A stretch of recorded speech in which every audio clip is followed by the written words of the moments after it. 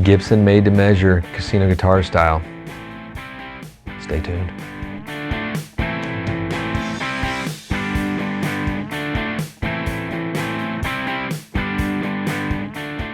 So you just went down to Gibson. I just went there. It was delightful. Good old Nashville, Tennessee. Brings back lots of memories. But yeah, spent some time at the Gibson Garage with a handful of our friends. Mr. Jack Stowe. Yes. Pal Rusty. Our friend Joel. He had a whole little entourage of his band mates. Really? Members. Yeah, it was So, fun. so you're telling me, so you Doc Flannel, I believe. So it's you and Sean Yep. drove out to Nashville Yes. and helped some folks buy guitars at the Gibson Garage. Yes. That's counterintuitive to business, but I like this. I like where this is going. Well, so it all started. Our pal Jack, you know how much we love Jack, because Jack's very good to us. Jack has been lusting after a hummingbird. Wanted a hummingbird, wanted a Murphy Lab aged hummingbird. So he was like, okay. His friend Rusty was going out to Nashville for a conference or something. Okay. And the plan was they were going to go and pick out guitars at the Gibson Garage. So we started talking about, hey, what if I meet you there and I help you and maybe we video a little bit? So we talk about that on the live stream. And before long, Joel reaches out and he says, hey, Joel lives near Nashville. He's like, what if I came and pick out a guitar at the Gibson Garage as well? So we had a whole little, it's a little posse party of Gibson. Posse of Gibson. I mean, that sounds like one of my favorite road trips ever. It was pretty good. It also worked out that I had a gig with Robbie Cummings, so I was going to Nashville. It was just the whole thing. When Sean, he jumped on an airplane to meet you out there too, and then he drove back with you, I think. That's right. So walk me through. So you went and did a made to measure as well, though. Yes. And that had to be pretty special. That was pretty special, and it was neat to see their process. The spirit of it is not unlike what we do for people with the custom shop for Fender. Okay. Very much in that same vein. The actual process is a little bit different. And like some of the choices and the options and what They you can do, probably what you wear can't do. pants. They do wear pants. Okay. Very strange. Lots of beards involved, just like here. There were lots of beards. Our friend Pat has a pretty epic beard. So we get there. Joel is sort of ready. He wants a lemon burst or maybe a dirty lemon. Everyone's on the fence about this when we start. Gosh, I don't even know now. Joel travels a lot for work. He had just been to the London Gibson Garage.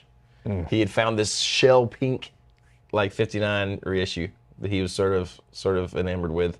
Turns out they had the twin there. Everything you're telling me is just mouth-wateringly scrumptious. Pretty wild. So the shell pink was a 58. It was a 58. A 58 shell pink. Yeah. Relic, sort of Murphy heavy Lab aged Les Paul. And he sent me the picture. So we're showing the picture to Pat, who was the guy who met us in the made to measure room, and he's like, "Well, there's two of those, and we have the other one here." So he goes upstairs. We're playing that thing. We're playing a 59 that if I had $8,000 would be mine right now because it was amazing. It was the one. If you guys want to donate that to me, it's fine. I'll take it. It doesn't have to be a donation. It can be like just a loan indefinitely. A loan would be fine. Indefinite loan. Mark, if you're watching, feel free. I'll come get it. I'll drive. I don't care. We'll take the golf cart or a real car. Or a real car. Whatever. I don't care. Man. So we're A-Bing those. We're talking about pickups. Which one do they like the ones in the 59 better? Or do we like the ones in the 58 better? Now, to make this even harder, Joel has his 1958 Tweed Fender Bassman. Is this a reissue? Nope, not a reissue. This is not a reissue. This is not a reissue. He's brought this along, and we have put it in the room and turned it up to a nice crispy volume. And this is the room that they can close off. This is the room they can close off. It's the room, if you've been to the Gibson Garage, it's the room where they've got a wall with guitars on it, but the wood's up there and it kind of comes down out of the ceiling and you can pick your tops. We're in that room, And that's what we're using to sort of test pickups on. Is this room's at this point it's pretty much closed off for you guys, it seems. Yeah, I mean, it's just a glass door, right? So people are kind of. I think I've never seen such disappointment on people's faces as when they see a camera and they hear this loud amp, and then out walks me instead of like Slash or Jason Isbell or somebody important. But it was still fine. So we're in there probably being obnoxious, honestly. Just say you're like in oh yeah, I play with Charlie Starr or something like that. Or I'm in Whiskey Pines. There you go. Yeah. Whiskey Pines, the best of the Pines, 4 years in a row. 4 years running. Anyways, so that's how we start with, and the process ends up taking a very long time because everybody wants to play through the basement. It's fun. Pat is enjoying playing through the basement. I mean, that was mad. I mean, forget Gibson for a minute. That is maybe the best amp I've ever played through. That's a special. Sean didn't like it. Sean's like, it's not my thing. Hey, but it was great. That's okay. No reverb needed. It was magical. So anyways, we pretty quickly decide, or Joel decides, the 58's not it for him. But we don't find a top that he loves, like color-wise, that's there.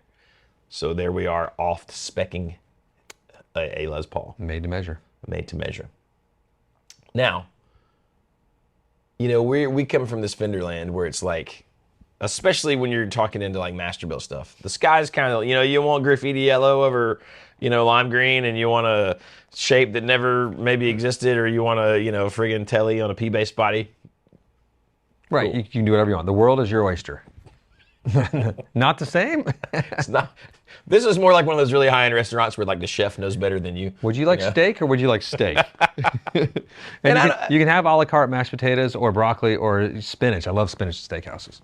I don't mean that in a bad way at all either. I know, it's almost like they're like, here's what we do. This is right. Don't. We're not gonna mess it up. Here you go. I'm okay with that.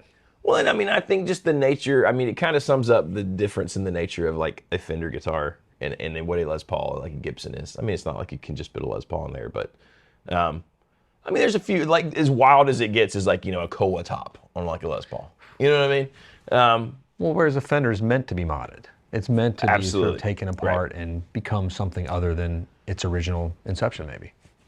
But I mean, so we're not talking about crazy lots of options, but, there's a drawer in there. I don't know if you've been to the Gibson Garage and you've been in that room, there's a drawer with like sort of all the different bursts, a lemon burst, a dirty lemon, like a bourbon burst, the iced tea, all that stuff. Was that hard to decide on that one? No, because Joel came in sort of knowing what he wanted. And he also, he had reference pictures. Hey, this is the closest thing I've seen. What did he choose? He ended up with the dirty lemon.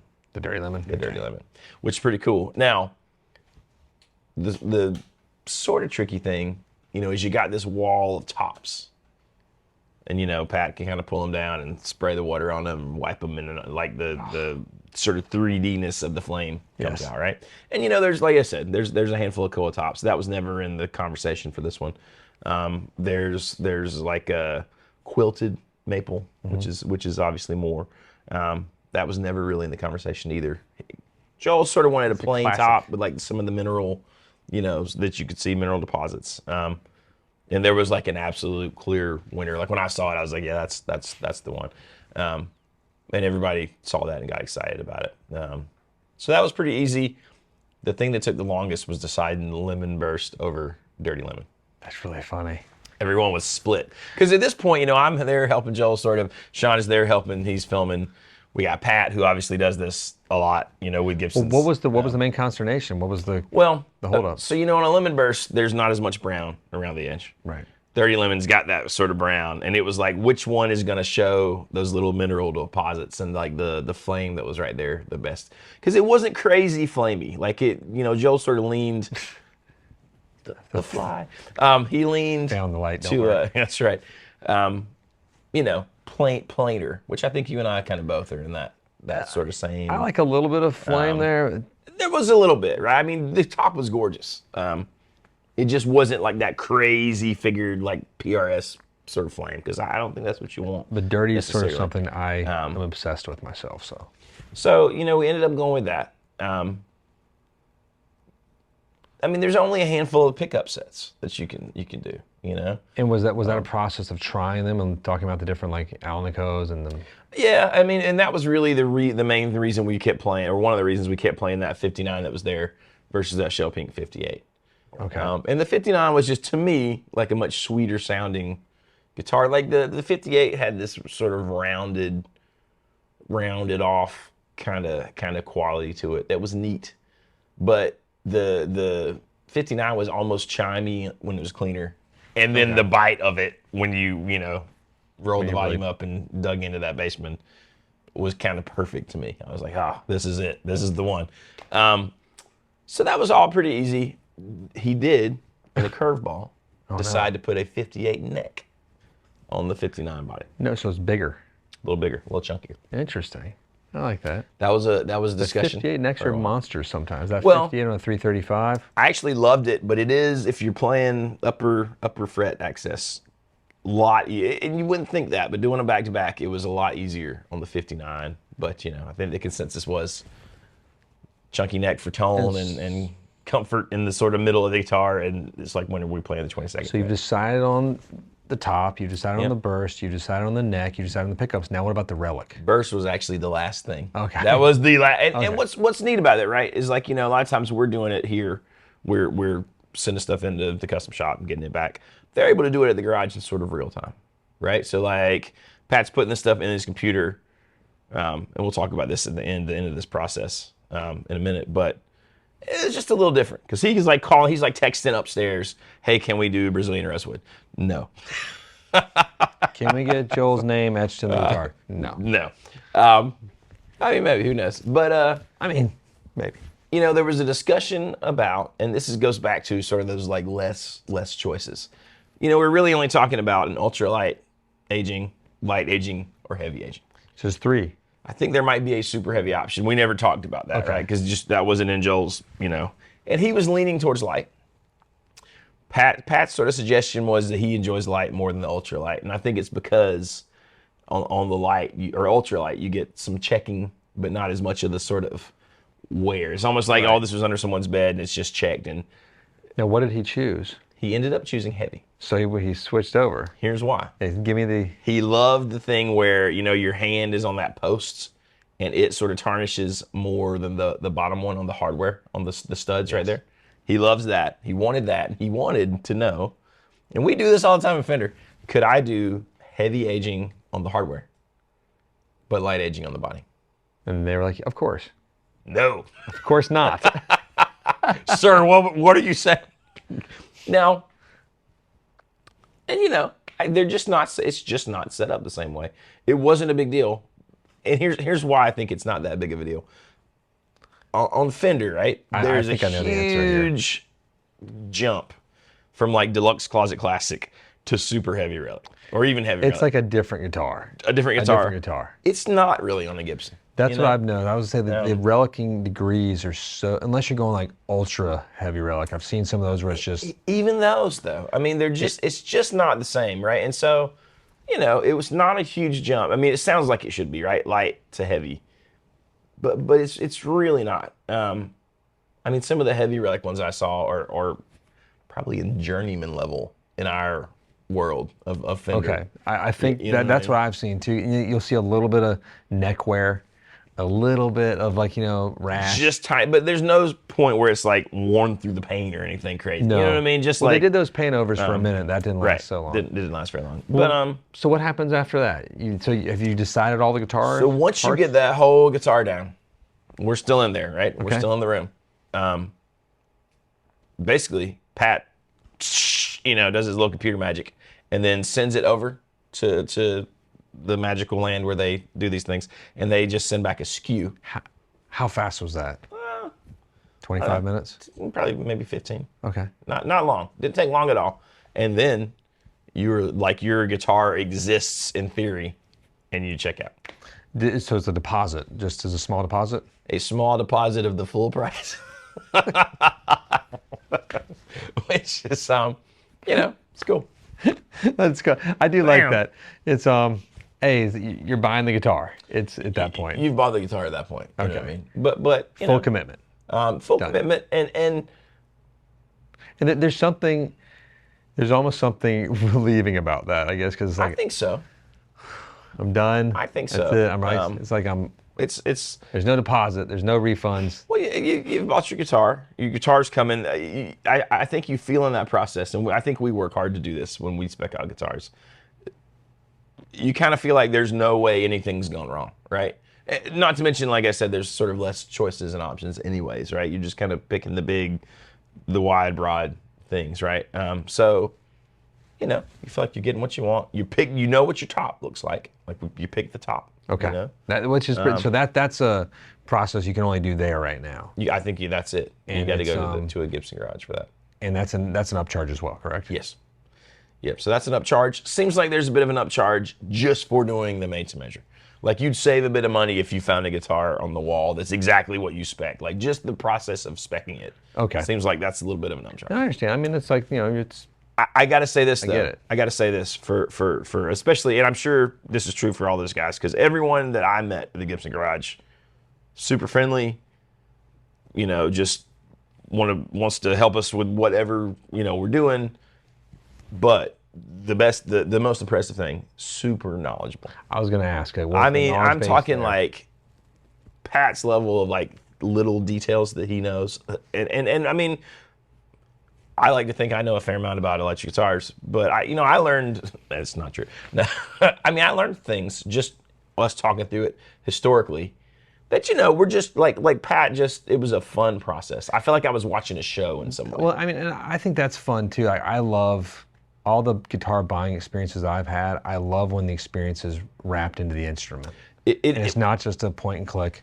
I like when I have a little bit of that. It means something to me. Joe will remember that forever when he plays that guitar. It's not my guitar, and I'll remember that. When I see Joel playing that guitar, I'll be like, oh, that was really fun when we did that. Here's the crazy testament. Joel's teenage, high school age daughter was with us and was like involved. She must have been miserable the whole time.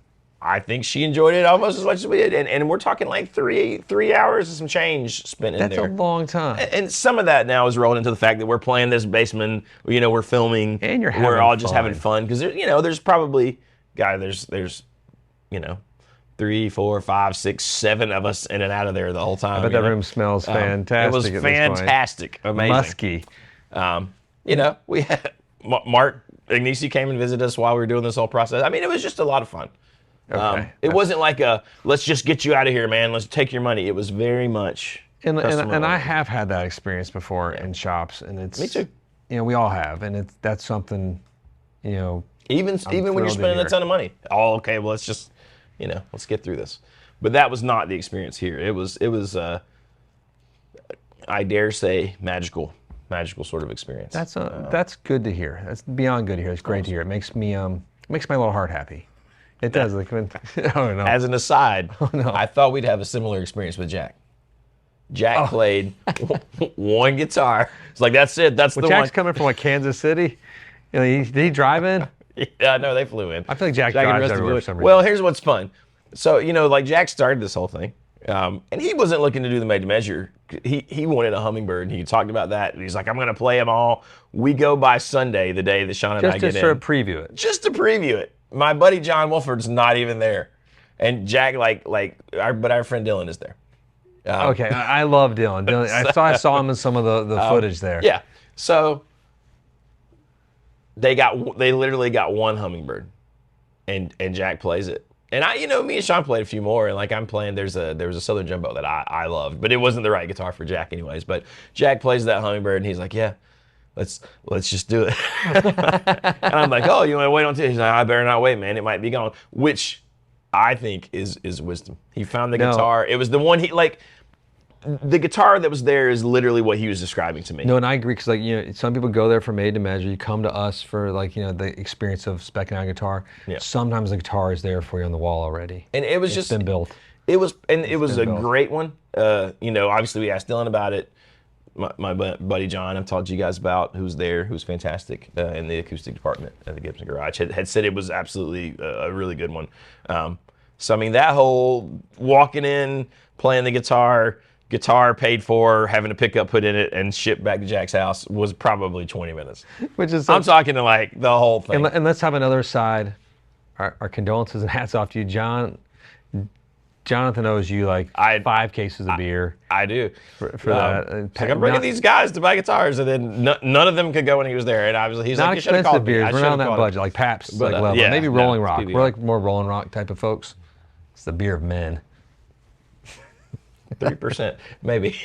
That's 1%. I think it's not even beer. And then Rusty ended up buying a P90, just like a Les Paul, like standard 50s. I love that. Which was cool because it was on the little rack that floats around, you know, where they get to walk I call it up. the meat rack. The meat rack. It's like it reminds me of Rocky Balboa. Number 90. He brought number 90. Give me number 90. If you were out there looking at number 90 and thinking, you should pull the trigger. So in conclusion, yes.